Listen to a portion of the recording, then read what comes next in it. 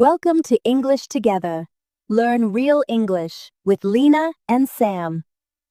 Hi, everyone. Welcome back to English Together podcast, where learning English is easy and fun.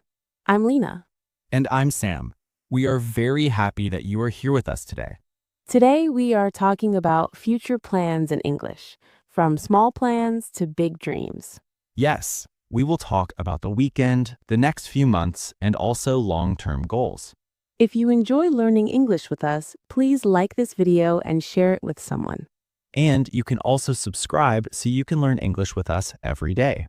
Before we start the conversation, let us look at some useful words. These words will help you talk about the future more clearly. The first word is plan. A plan is something you want to do in the future. For example, my plan for today is to study English after I finish my dinner. Another very useful phrase is going to. We use going to when we already decided to do something.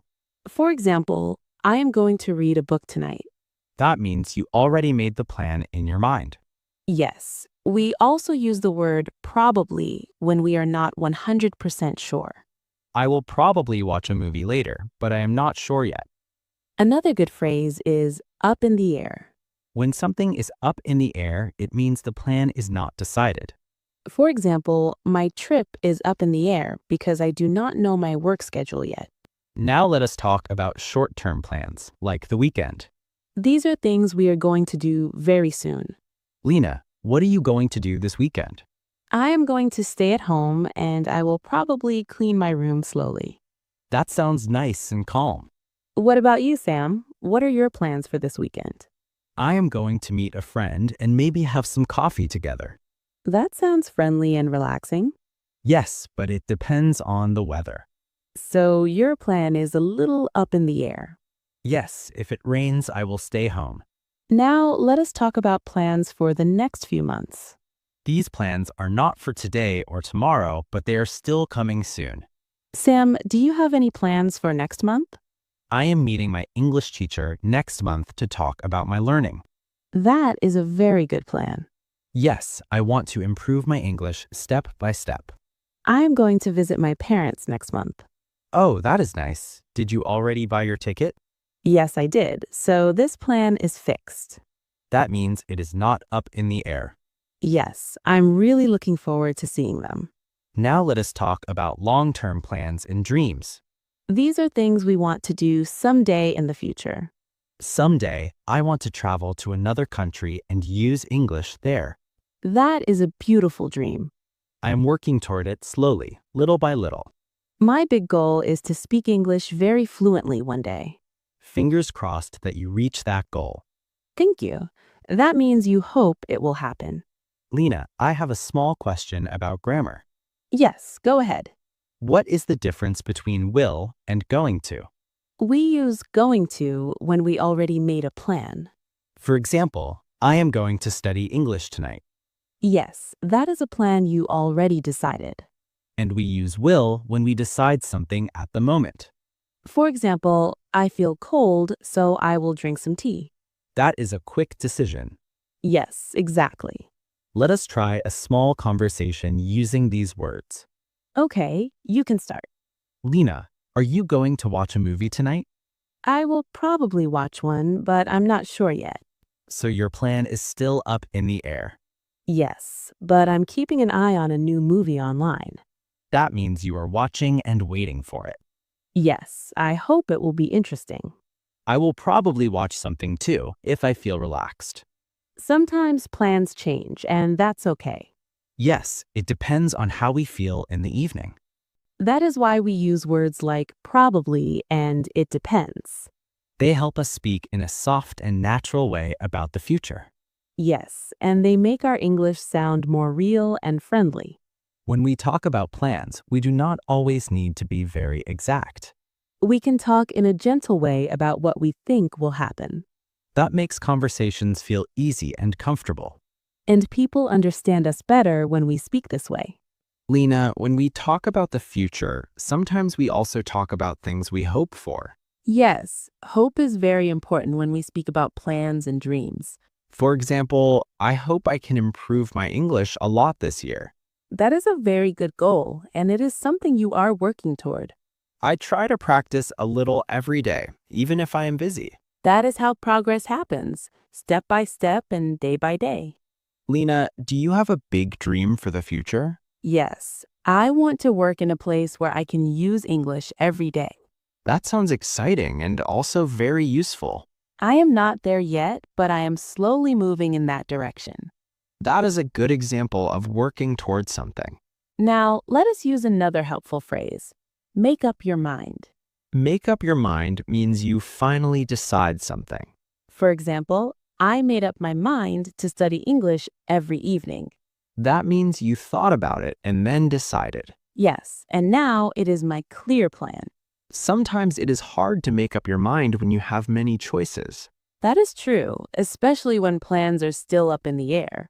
So, Lina, are your summer plans still up in the air? Yes, it depends on my work and my free time. I am keeping an eye on cheap tickets for travel. That is smart. It means you are watching and waiting for a good price. Yes, if I find a good price, I will probably book a trip.